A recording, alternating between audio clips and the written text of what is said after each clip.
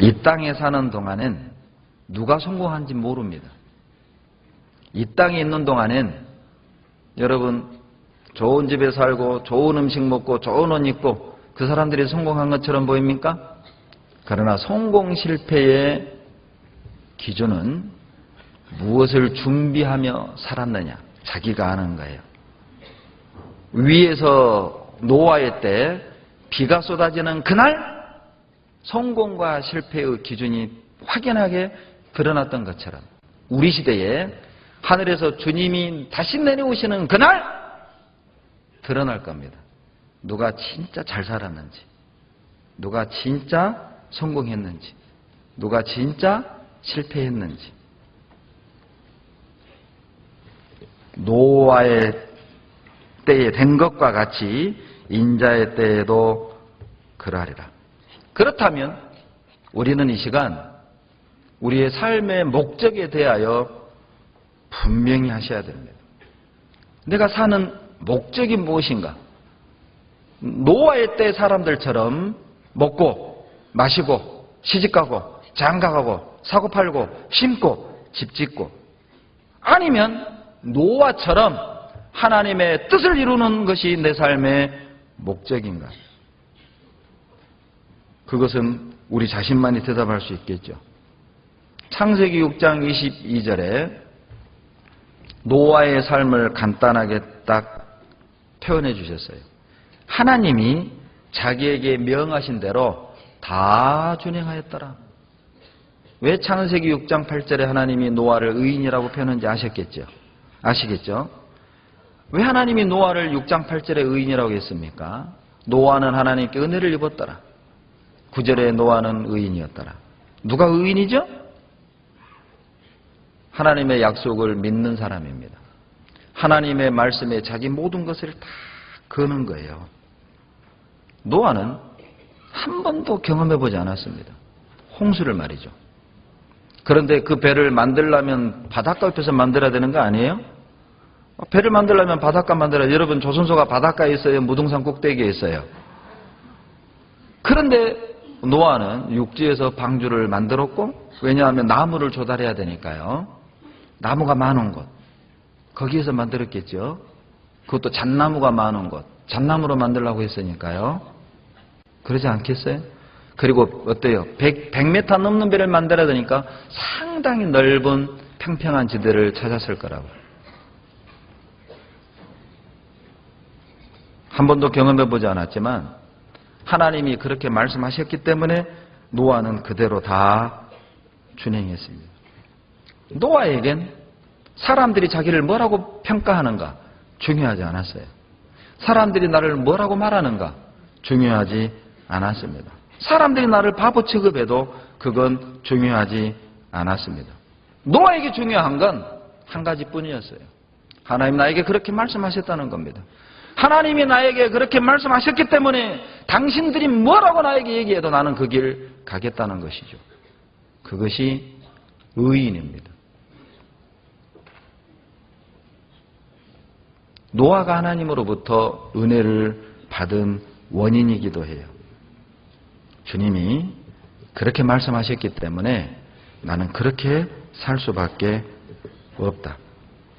히브리서 11장 7절입니다. 누가복음 17장 쉬를 깨놓으시고요. 히브리서 11장 7절입니다.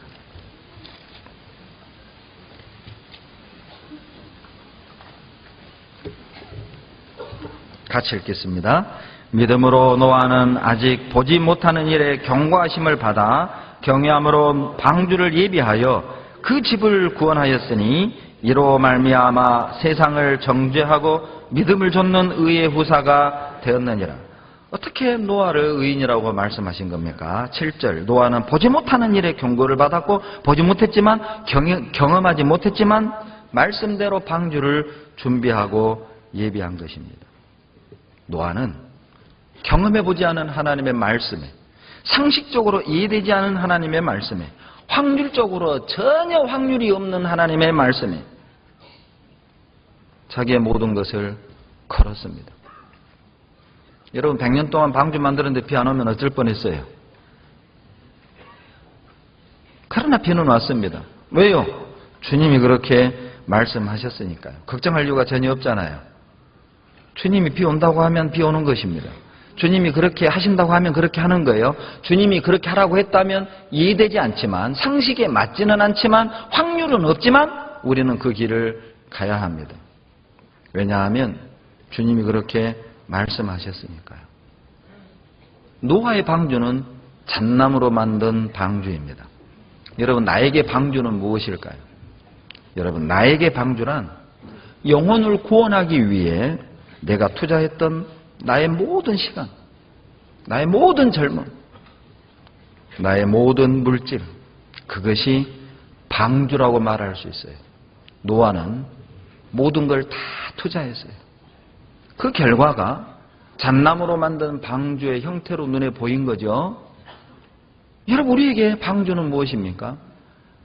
영혼을 건지기 위해서, 하나님의 뜻을 성취하기 위해서 어떤 얘기를 듣더라도 묵묵히 걸어갔던 그 길, 그 시간, 그 물질, 그 마음, 그것이 누군가에겐 살리는 방주가 되는 거예요. 노아는 방주로 들어갔습니다. 여러분 17장 돌아가 보세요. 누가복음 17장 27절. 노아가 방주에 들어가던 날까지 노아는 방주로 들어갔죠. 그러나 세상 사람들은 방주 밖에 남아 있었습니다. 여러분, 자, 방주를 들어가게 하고 방주 밖에 남게 했던 원인이 무엇이었습니까? 무엇이 노아의 8가족은 방주로 들어가게 했고, 무엇이 8명의 모든 세상 사람들을 방주 밖에 머물게 했을까요? 무엇이? 우리의 위치에 영향을 주는 것, 내가 어디에 머물러 있을 것이냐에 영향을 주는 가장 큰 요인은 내가 무엇을 중요하게 여기느냐, 그것입니다. 노아에게 중요한 건 하나님의 말씀이었습니다. 하나님의 뜻이었습니다. 하나님의 뜻, 하나님의 말씀을 중요하게 여기는 사람은 방주 안에 거하게 될 겁니다. 그러나 세상 사람들에게 중요했던 건 하나님의 말씀도 아니었고 하나님의 뜻도 아니었어요. 하나님이 무엇을 기뻐하느냐도 아니었어요. 세상 사람들이 중요하게 여겼다는 건 먹고 마시고 시집가고 장가가고 사고팔고 심고 집 짓고, 내가 이 시간에 강당 안에 앉아 있을 수는 있습니다. 그러나 내가 지금 강당 안에 앉아 있다고 해서 교제 안에 거한다고 말할 수는 없어요. 말씀 시간에 이곳에 여러분 앉아 있을 수 있습니다. 그러나 우리 마음은 교제 밖에 있을 수 있습니다. 무엇이 정말 우리가 마음을 들여 교제 깊숙이 들어오게 하고, 무엇이 우리를 교제 밖에서 그렇게 맴맴맴 돌게 하는 걸까요? 거듭말하지만 내가 무엇을 중요하게 여기느냐, 그것이 나를 교제에 깊숙이 들어오기도 하고 나를 교제 밖에서 맴맴 돌게 하기도 만드는 거예요. 나는 무엇을 중요하게 여기고 있습니까?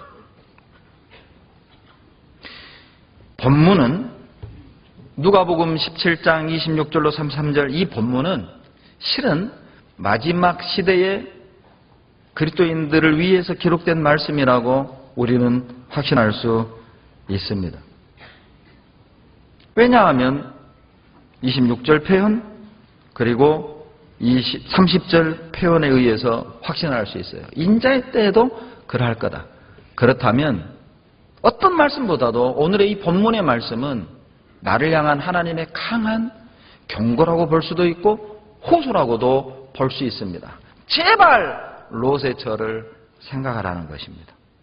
무슨 뜻입니까? 제발 너는 그렇게 살지 말라는 거죠. 노아의 시대 사람처럼 그런 사고방식으로는 살지 마라. 롯의 아내와 같은 그런 마음 자세로는 제발 이 마지막 때를 살지 말아라. 그렇지 않으면 너도 수많은 사람이 방주 밖에서 멸망당했던 것처럼 너 또한 교제 밖에서 하나님을 만나게 될 것이다. 세상에 있는 중에 너도 하나님을 만나게 될 거다. 롯의 처를 생각해라. 그렇게는 살지 말아라. 그런 마음 자세로는 신앙생활 하지 마라. 그런 생각 가지고는 신앙생활 하지 말라는 것이죠. 롯의 때를 생각해 봅시다. 왜냐하면 인자의 마음도 그와 같을 거라고 하셨으니까요. 누가복음 17장 28절 보시죠. 또 롯의 때와 같으리니 사람들이 먹고 마시고 사고 팔고 심고 집을 짓더니 롯이 소돔에서 나가던 날에 하늘로서 불과 유황이 비오듯 하여 저희를 멸하였느니라. 인자에 나타나는 날에도 이러하리라. 롯은 천사들의 손에 이끌려서 소돔에서 나왔죠. 창세기 19장 있다가 확인할 겁니다. 롯은 소돔 고모라에서 천사들의 손에 이끌려 소돔 밖으로 나왔습니다. 그러나 그 당시 소돔 사람들은 자신의 육신의 욕심과 욕망에 이끌려 소돔성에 그대로 남았어요. 그러면 롯의 시대를 또 생각해 봅시다. 무엇에 의해서 롯은 소돔 밖으로 나왔고 소돔 사람들은 그 소돔 안에 머물게 된 것입니까? 무엇이 도대체 하늘에서 불이 쏟아져서 땅을 둘러엎어 소돔을 멸망시킬 그 즈음에도 세상 사람들로 하여금 소돔 고모라 사람들로 하여금 그 멸망성에 머물게 했던 것입니까?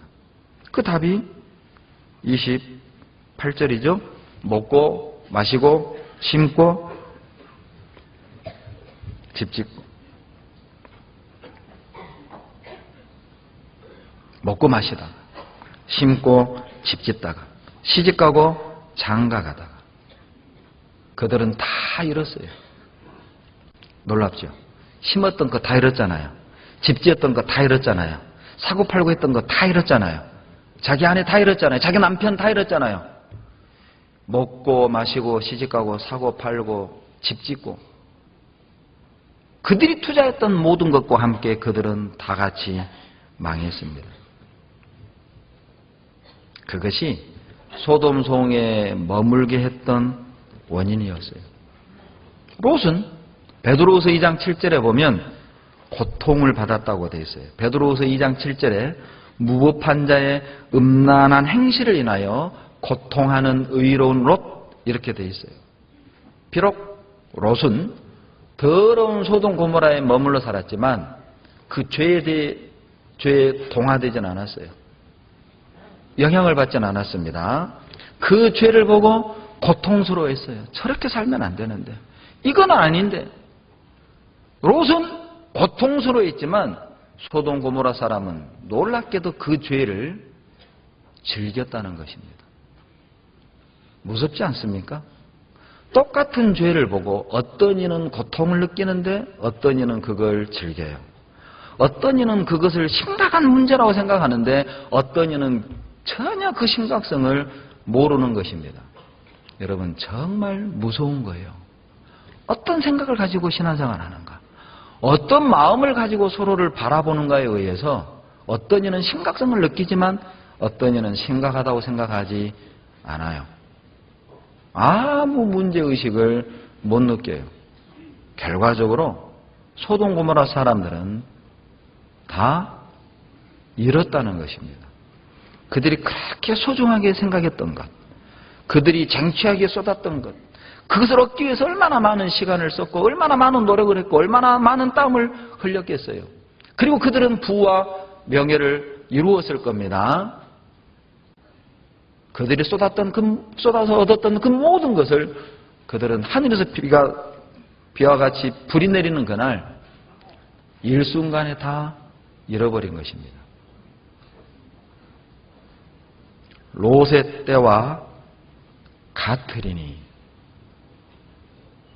인자에 나타나는 날에도 그러하리라. 더 놀라운 건 27절을 보시죠. 노아가 방주에 들어가던 날 밑줄을 그어보세요. 들어가던 날. 노아는 들어가서 살았습니다. 29절 롯이 소돔에서 나가던 날 밑줄 그어보세요. 롯은 나와서 살았어요. 여러분, 들어가야 살 때가 있고 나와야 살 때가 있습니다. 노아가 방주로 들어가는 건 실은 죄인이 예수 그리스도 안으로 들어가는 걸 말하는 겁니다. 영혼 구원이 되겠죠? 롯이 소돔에서 나오는 것은 구원받은 사람이 더러운 죄에서 구별되는 것을 말하는 것입니다. 생활 구원을 말하겠죠. 뭘 의미합니까? 한 번 들어간 사람은 한 번 나와야 사는 거예요. 예수 그리스도 안에 들어가서 영원한 죄사함 안에 들어가서 영혼 구원을 받은 사람은 이제 한 번 다시 나와야 돼요. 즐기고 있는 그 죄에서 나와야 됩니다.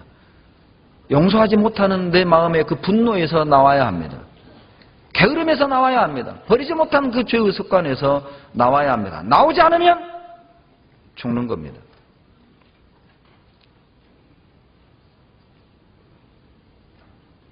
한 번 들어갔다면 한 번은 나오셔야 해요. 그런데 노아의 시대, 방주로 들어가지 못하도록 막는 장애물도 있었고, 롯의 때에 소돔 고모라 밖으로 나오는 것을 막는 장애물도 있었죠. 방주 안으로 들어가는 것을 막는 장애물, 소돔 고모라에서 나오는 것을 막는 장애물, 먹고 마시고 시집가고 사고 팔고 심고 집 짓고,